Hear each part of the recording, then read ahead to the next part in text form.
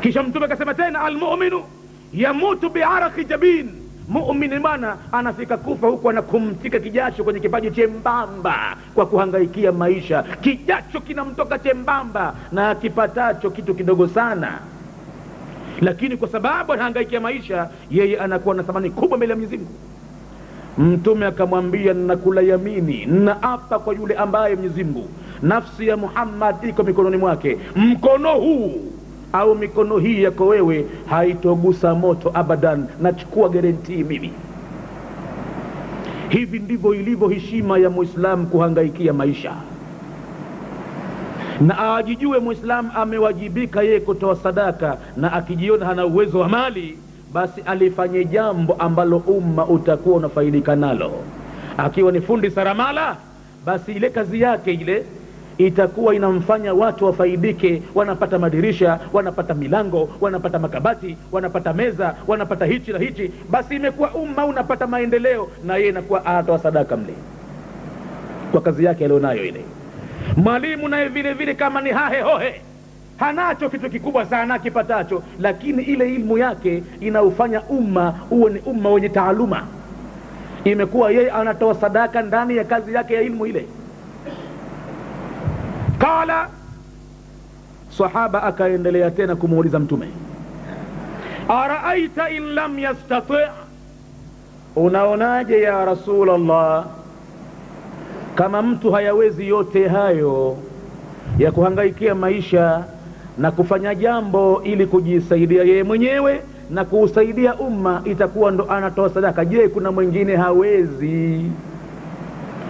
Viumbe wote si sawasawa kwamba wana nguvu za kuhangaikia hayo. Wengine itabidi wakaikitako kwa hali walizonazo, maana pengine mtu hana hata hayo macho ya kuonea, na kutokuwa na macho hakutoshi. Pengine hana na miguu na macho pamoja, alimradi pengine ni mgonjwa taabani, hapo alipo hawezi kufanya lolote. Araaita, unaonaje mjumbe wa Mungu, in lam yastati'. Hapa sahaba anapewa ilham na Mola wake amuulize Mtume wa Mungu masala ili kumuondolea unyonge kila Muislamu. Maana asije akasema kwamba watu bwana wametupita, sisi tutafanya nini wanyonge wa Mungu? Wanaambiwa wanaohangaikia maisha wanatoa sadaka, na Waislamu kila mmoja kawajibika, kama mimi nitatoa nini hapa nilipo? Siwezi kuhangaikia maisha, sinacho cha kukitoa mimi. Sasa hapa anauliza sahaba kwa ilhamu ya Mwenyezi Mungu ili Mtume ajibu, Waislamu wote wajione kwamba kumbe na mimi ninacho cha kukitoa vile vile. Araaita in lam yastati', qala Mtume akamjibu akamwambia, yu'inu dhal hajati almalhuf, itabidi kama hawezi yote hayo amsaidie mwenye haja ambaye anahuzunika kwa haja ile, hawezi kuikamilisha. Labda mwanawe anaumwa, tena anaumwa sana, akaambiwa kwa hapa huwezi kupata matibabu, itabidi wende Muhimbili, na yule mtu hana uwezo kumpeleka mwanawe Muhimbili, na pengine pale Muhimbili hapana matibabu yale, na mtu anamuona mwanawe anavyoathirika kwa maradhi makubwa sana, au yeye mwenyewe anaumwa. Sasa Muislamu pale kama hawezi kufanya jambo, lakini anao uwezo kumsaidia mwenye dhiki inayompa huzuni, inayomtaabisha, pengine kauli yake tu itaweza kufanya kazi. Pengine kauli yake yeye anaweza kuzungumza na waziri, anaweza kuzungumza na raisi, akamwambia fulani anahitaji msaada kwa hakika, na kwa hivyo kwa kauli yake ile ikawa ile mtu akapata manufaa, basi naye vile vile huyu ametoa sadaka, amesaidia. Hawezi kufanya jambo, lakini amemsaidia mwenye dhiki inayomteza nguvu, mwenye dhiki inayompa huzuni, inayokuwa ni mzigo mkubwa kabeba katika shingo yake kwenye dhiki hiyo. Aliposema yaamalu biyadihi, nyuma pale, ai ma yaakhudhu alaihi ajran, afanye mtu jambo ambalo atapokelea ujira, wa yahsulu minhu thamara, na khalafu likapatikana ndani ya kazi ile tunda, ikawa ile kazi inatoa matunda, watu wanapata faida kwa kazi ile, japokuwa yeye hatoi pesa kumpa mtu, maana yeye mwenyewe anataka kupewa mshahara wenyewe, ndio hivyo hivyo. anaweza kumpa mtu kitu, lakini kwa ile kazi anayoifanya imekuwa ina matunda ndani yake anayosaidia watu. Na huyu almalhuf yuinu dhal hajati almalhuf. Almalhuf kwa hakika almutahassiru walmudhtaru, ni mtu mwenye dhiki, ana shida imempa huzuni na halafu imemwelemea, ni mzigo mkubwa kwake na imemteza nguvu kiasi ambacho hana kufanya. Akitokezea mtu akamsaidia huyu, basi na yeye vile vile huwa ametoa sadaka. Si lazima amsaidie kwa uwezo wa pesa, anaweza kumsaidia kwa sababu yeye ana wasta. Yeye ana wasta, anaweza akazungumza na daktari mkuu. Daktari mkuu pengine hapatikani upuuzi, yule mnyonge hawezi kumpata. Yeye kwa kuwa ana wasta, anaweza kumkabili akamwambia fulani, nihangaikie kwa ajili yangu mimi, kwa uso wangu mimi, mtibu huyu. Daktari pale akaacha kazi zake akamshughulikia yule, basi wewe uliomhangaikia yule umetoa sadaka vile vile. Na utakwenda kukuta baada ya maisha yako haya nini Mwenyezi Mungu amekuwekea kwa kumzongoa mtu mwenye shida kama hiyo. Qala, bado sahaba akauliza kumuuliza Mtume, araaita in lam yastati', unaonaje ya Rasulallahi ikiwa pia hawezi kufanya hivyo, hawezi hata kumsaidia huyo mtu mwenye dhiki, hana wasta wowote, hapo alipo yeye mwenyewe hajiwezi, hawezi kufanya kazi yoyote na hawezi kutoa msaada wowote kumsaidia mtu. Qala, Mtume akamwambia hata hivyo, yaamuru bil ma'rufi, amrishe wema. Basi ni stage nyingine kabisa, mtu anaweza akawa ametoa sadaka nyingi, basi na amrishe wema. Hawezi kuamrisha wema angalau Muislamu? Na si kama wema huu kwamba atakuwa lazima awe na uwezo kukusanya watu msikitini kama hivi akazungumza nao, pengine elimu hiyo hana, mle ndani mwake kwa kuwa yeye ndo baba mwenye nyumba na mambo yanakwenda ndivyo sivyo, mkewe na wanaye wa kike wanakwenda ndivyo sivyo, wanavaa nguo ovyo ovyo ndani ya nyumba yake, pengine mna watu hawafanyi ibada ya sala. Sasa itakuwa mtu kajinyamazia kimya, basi angalau na aamrishe wema, watu waswali mle ndani. Pengine mnakuja mashoga mle wabaya, na chasikia habari zao kwamba huyu shoga mbaya huyu anacheza mchezo wa maji ya mdimu saga na hatoki kwa mkeo ndani. Sasa pale kabakia jado mzima, anaona haya, anatahayari, anaona vibaya, kimya kabisa, anaona muhali. Hakuna muhali. Mtume ndo aloamrisha amri hiyo. Wanawake wanaofanyana machafu wenyewe kwa wenyewe na wanaume makhanisi wanaofanywa, msiwaruhusu kuingia kwenye majumba yenu. Mtume anasema akhrijuhum min buyutikum, ukiwaona wana mazoea hawa kuingia katika majumba yenu, watoweni. Tena hakuna kuona haya, watoweni hivi hivi kinaza. Mwambie sitaki kukuona kwenye nyumba yangu baada leo. Mimi nakwambia hivyo kwamba sitaki nyumbani kwangu uingie baada leo.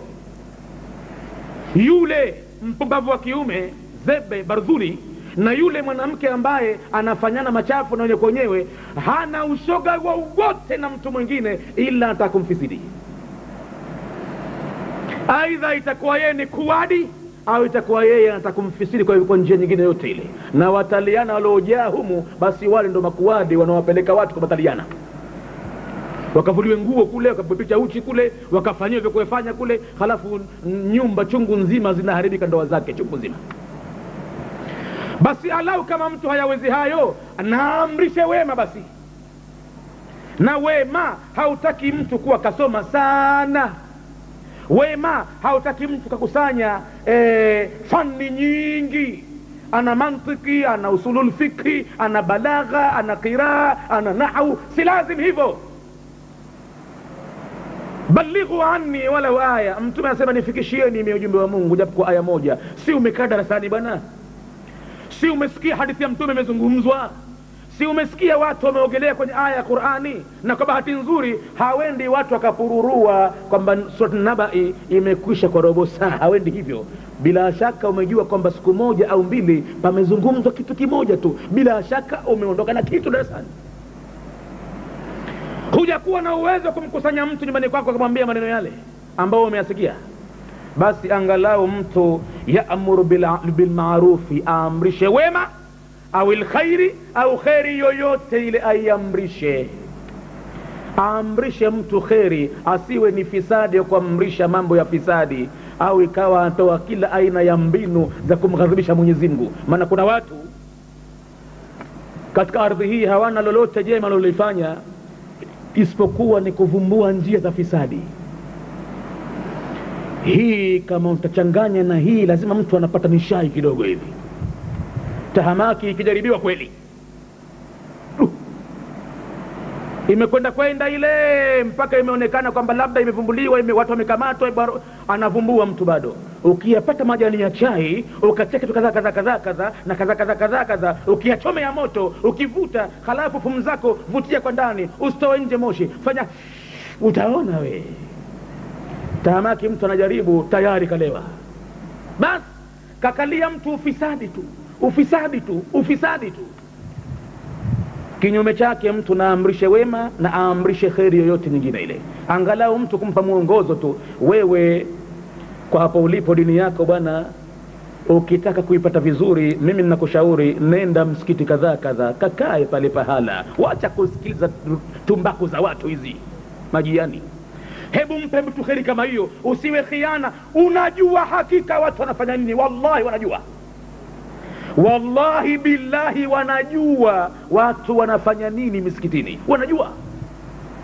Lakini anakuwa mtu khain mpaka ile kheri kumuonyesha Muislamu mwenzake hawezi. Atamwambia wale wakorofi, wabaya sana wale, makadiani wale hivi wale kitu, kila kitu chao bid'a wale, na hivi usikadage mguu pale ukitia mguu pale utakuwa na namna kama hivi. Na mtu anajua wale watu wanafanya kitu kadha kadha, basi angalau ionyeshe kheri. Basi usiwe khiana hata kheri, basi kumpa mwenzako uweze. Hebu mwambie bwana, nenda bwana, utapata faida pale bwana. Mwenyezi Mungu awarehemu kina Sheikh Emeritajo, angalau wamewaambia watu maneno ya mkato, na waliojibiwa maneno hayo mpaka sasa hivi wako hai na msikitini kwangu hapa wapo. Walipokuwa na wasiwasi na darasa zetu hizi, humwendea Sheikh Ameri, vipi mtoto yule, unamwonaje, katoshika hivi. Sheikh Ameri huchukua tabu maskini, akaja akajificha darasani, ukanja msikiti, tokea msikiti mdogo ule kabla huu, huja akajificha pahala, akajibanza hivi, akasikiliza watu wanavoogelea, akasha akaondoka. Halafu wale amwambia njoo chukua jawabu kesho. Akenda na waambia, hakika sikilizeni, atakaye bahatika kukaa msikiti ule akasikiliza tafsiri ya Qur'ani au tafsiri ya hadithi ya Mtume, au akapata fani ya qiraa akasomeshwa pale, basi mwanafunzi wa miezi 6 tu atakayekaa pale si sawa sawa na mwanafunzi nilomsomesha mimi miaka 10. Mimi Ameritajo, Mwenyezi Mungu amrehemu, angalau kutamka hivyo kwa saa hii na kwa mwezi huu na kwa ulimi ambao umo ndani ya saum, na muombea Mwenyezi Mungu amrehemu kwa kauli hiyo. Wazi nawaambia, wamepigwa na butwa watu. Ala, naona sema hivyo vile, naam, nasema hivyo ndio. Na wakati Saibi Tumba shekhe wangu mimi pia, Mwenyezi Mungu amrehemu, kwa saa hizi na mwezi huu ampe daraja zake, Mwenyezi Mungu amsamehe madhambi yake, ampe kheri zake huko. Wakati anafungiwa rasmi na aliyewahi kuwa rais wa nchi hii, anamzuilia asisomeshe darasa za Qur'ani. Alipozuiliwa, watu hapa wanahangaika msikiti, sasa tutakaa vipi, tutakaa bure hivi tusisome? Basi tumwendee Sheikh Ameri, basi atuchagulie mtu au yeye mwenyewe aje hapa kama darasa. Hatuwezi kukaa hivi sisi bwana Waislamu, tutakaaje? Tusiwe na mambo yote ya kusoma Qur'ani. Alipoendewa Sheikh Ameri kutakwa na yeye atoe msaada baada ya kufungiwa Saibi Tumba, akawaambia, nyinyi kwa msikiti ule, kwa tafsiri anayoitoa Saibi Tumba, hawezi yoyote kuja kukaa pale akawa amefit kwenye tafsiri. Mtamuona anakuhangaisheni, anakutabisheni, hampati kitu. Maana yeye atategemea pale aje na suyuti yake Jalalaini pale aseme vile tunafasiri sisi, lakini tafsiri ile ya kuoanisha aya ya Qur'ani kwa aya nyingine, tafsiri ya kukaa kwenye aya moja siku 3, 4, 5, 6 mpaka wiki moja, hiyo tafsiri hamwezi kuipata ila atoke mwanafunzi wa Saibi Tumba aloogelea miogoleo ile, ama huyo anaweza akafiti barabara. Ndenze nuni bwana, sikufaini mimi wala hamumpati shekhe yoyote hapa akaweza kuikamata darasa ile. Impossible, haiwezekani. Na atoke hata Al-Azhar, kamchukueni Cairo, lakini kama hana mitindo ile, basi mtamuona hatupati kitu. Shati mumpate anaopita vile vile. Pia kwa tamko kama hilo tunasema alhamdulillah, anakuwa mtu si khiana kiasi ambacho anawaambia watu kheri ilivyo, basi kujiulisha kheri kama huko mtu inakuwa ametoa sadaka naye vile vile. Qala, sahaba kauliza tena, araaita in lam yaf'al, bado nimekushika bwana mtume, kuna watu wengine bado hawatofanya hivyo, hawana uwezo huo wa kujiulisha hata kheri. Maana pengine hapo alipo yuko kitandani asemi kheri hiyo ataijulishaje? Hapo alipo yeye ana oksijeni, hapo alipo yeye pengine ndo kishawekwa kitandani miezi, hawezi hata ile kujiulisha kheri. Pengine mdomo wake umezuiliwa asiseme, kashono midomo. Basi bwana mtume kala akasema, hata ikiwa hivyo vile vile sadaka naye pia anayo. Afanyeje? Yumsiku ani shari, ajizuilie na shari binadamu, ajizuilie na shari. Na shari ziko anwaa, ziko shari za kufanywa kwa mikono, ajizuilie nazo. Ziko shari za kutamkwa na midomo yake, ajizuilie nazo. Ziko shari za masikio yake kutega umbea wa watu, kuwafedhehi watu ndani ya nyumba yao, wamo katika starehe zao, mtu akawa anapiga bodi au anatega sikio kusikiliza watu namna anavyostaladhi. Hiyo ni katika shari vile vile. Yumsiku ani shari, ajizuilie na shari yoyote. Na kuna shari ya ndani kwa ndani ya nafsi yake, ndani ya moyo, iko huko uchochoroni, hakuna aijuai ila Mwenyezi Mungu peke yake. Dhana mbovu, nia mbaya anamkusudia mtu, husda, chuki, mbele yake anampa uso Abi Bakr, lakini akimpa mgongo anakuwa yeye ni Abu Lahab au Abu Jahal. Akimkabili anamkabili kwa uso Abu Bakr ni Siddiq, yule anokabiliwa hana wasiwasi, hapa basi. Lakini kumbe akimpa mgongo anabadilika, anakuwa yeye ni Abu Jahal au anakuwa ni Abu Lahab.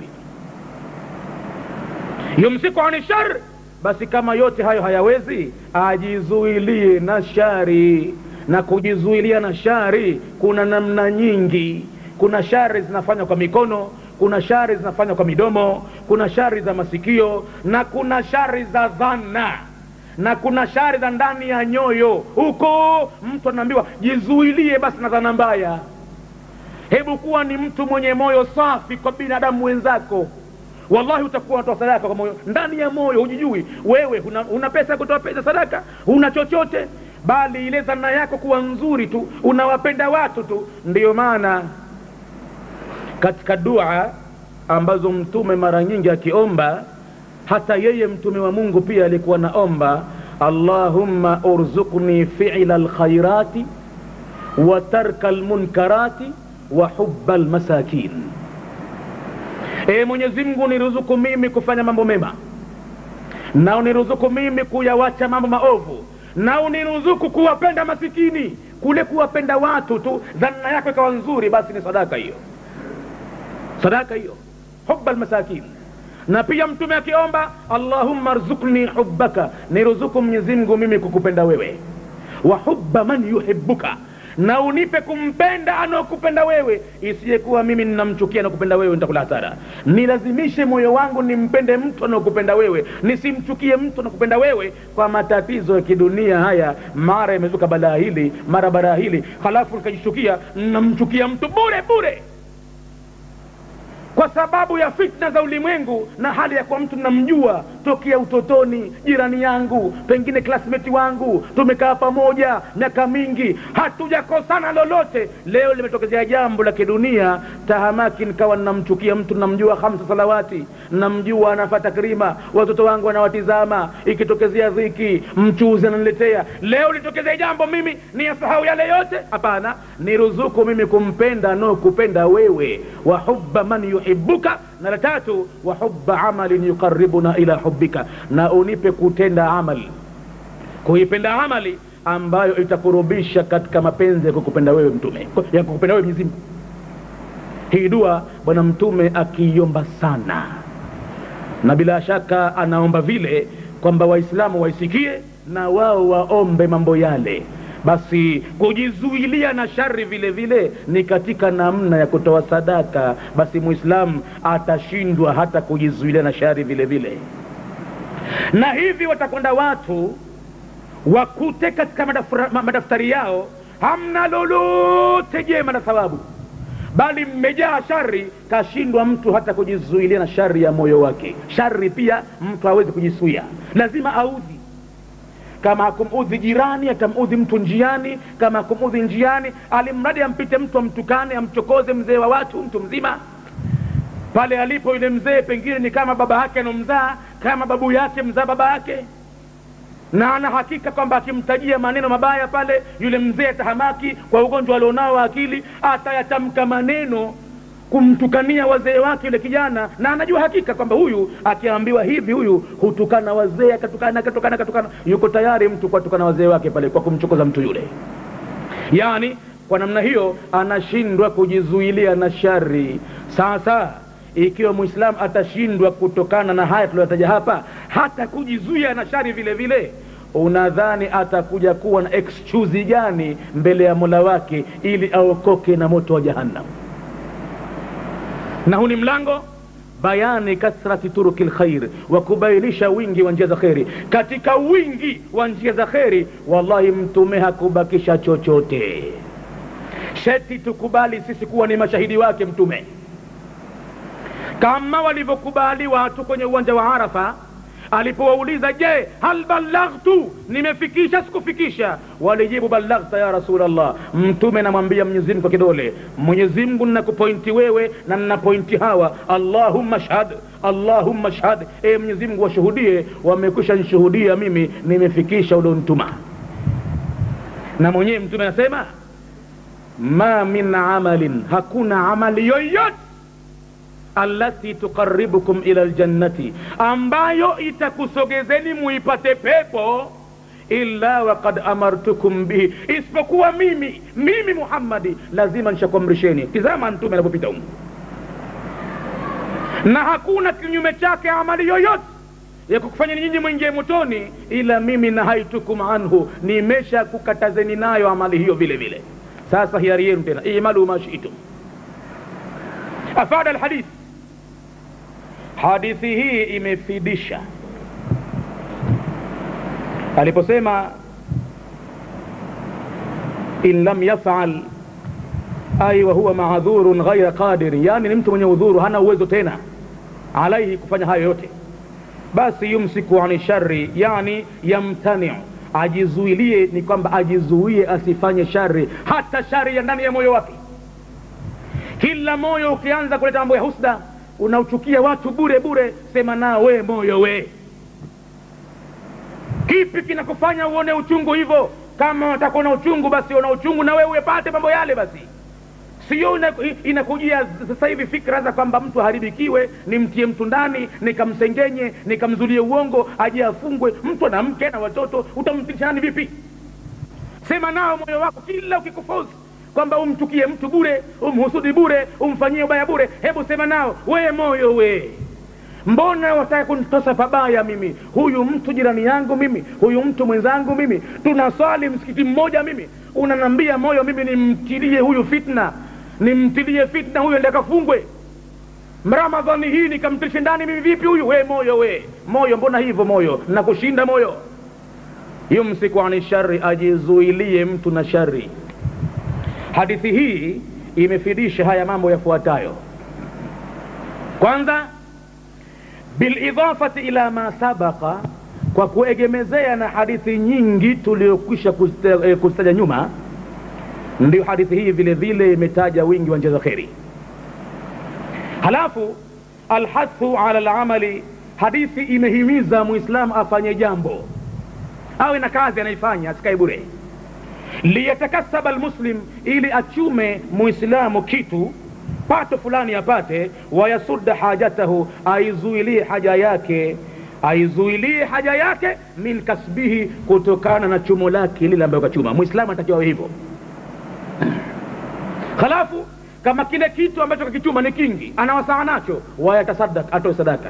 Hamna cha kutoa mle, lile jambo alilofanya litakuwa na manufaa ya umma lile. Si mvuvi yeye, sikenda baharini, basi kule kwenda kutafuta viteweo vile, umma unapata kitu cha kutoelea vyakula. Na iwe yeye asipate kitu cha kutoa sadaka, lakini ile kazi yake ya uvuvi ile, ina maana ni jambo ambalo limepeleka mbele jamii. Na fayasunu wajhahu, kwa kufanya kazi muislamu ataukinga uso wake ani suali, kutokana na kuomba, kwani kuomba ni dhambi kubwa, kuomba ni fedheha. Atakwenda mtu mbele ya Mola wake siku ya kiyama, uso wote hauna ngozi, anakwenda na skeleton, mifupa mitupu, amejipara kwa sababu ya nipe. Watu maalumu wako wanaotakiwa waombe katika sheria, sio kila mtu atakiwa aombe tu, wengine hawaruhusiwi kabisa. Ni dhambi kubwa sana kuomba. Pia hadithi imefidisha wayanfa'u ghairahu, anatakiwa mtu mnufaishe mwenziwe bithamarati amalihi, kwa tunda la kazi yake, wa sadakatihi, na sadaka yake. Khalafu hadithi hii shumulu maana sadaqati, namna gani ilivyokusanya maana ya sadaka. Sadaka haiko katika pesa peke yake. Hadithi ya Mtume shumulu maana sadaqa, imekusanya maana nzima ya sadaka, anwaan, kwa namna nyingi, adida, zenye kuhesabika. Min albirri, katika wema, wa amali alkhairi, na kufanya mambo ya khairi, hatta alimtina, mpaka kujizuilia, ani shari, kutokana na shari, huwa min as-sadaqa, na hiyo vile vile ni katika sadaka vile vile. Wa a'udu min hunaka ila huna, na narejea sasa kutoka huko kwenye hadithi ya Mtume, na narejea tena hapa tulipo. Wama adraka ma huna, na nini kimekujulisha muislamu mpaka ukatambua hapa ni wapi? Umebahatika kukaa wapi? Hivi tokea mzungumzaji anazungumza, kweli umesinzia? Unajijua wapi ulipo kwanza? Pana sinzilika. Huna madrasatu Muhammadin sallallahu alayhi wasallama, hapa ulipo ni katika chuo kilichoasisiwa na mjumbe wa Mwenyezi Mungu Muhammadi sallallahu alayhi wasallama. Yakulu fiha alhabibu almustafa, katika chuo hicho Mtume alikuwa na maneno kila mara akiyasema, akiwaambia masahaba, albirru la yabla, wema hauozi, wadhambu la yunsa, na dhambi haisahauliwi, wadayanu la yamutu, na mlipaji hafi. Mwenyezi Mungu yupo, anayaona. I'mal ma shi'ta, baada ya kusikia mengi sasa umeachiwa uhuru kabisa, fanya upendavyo. Kama tadinu tudanu, kama utavyokopesha ndivyo utavyolipwa. Wayakulu aidan, na pia Mtume alikuwa akisema, kullu ibni adama khata'un, wanadamu wote ni watenda makosa, wa khairul khata'ina at-tawwabun, na wazuri katika wafanyaji makosa ni wale wenye kutubia haraka baada ya kukosea. Inshallah darasa yetu ya kesho itakuwa ni katika kitabu Ahkamul Janaiz, na michango yetu tunakumbushana inaendelea kama kawaida. Wakusanyaji watabaki nje ya msikiti tukitawanyika. Alhamdulillahi rabbil alamin, wassalatu wassalamu ala rasulillahi Muhammadin sallallahu alayhi wasallam. Rabbana taqabbal minna innaka antas sami'ul alim, wa tub alayna ya maulana innaka antat tawwabur rahim. Rabbana آتنا في الدنيا حسنة وفي الآخرة حسنة وقنا عذاب النار. اللهم فقهنا في الدين وعلمنا التأويل والتفاسير وارزقنا اتباعه. اللهم زينا بزينة القرآن وارزقنا تلاوته آناء الليل وأطراف النهار على النحو الذي يرضيك، واجعله حجة لنا لا حجة علينا يا رب العالمين.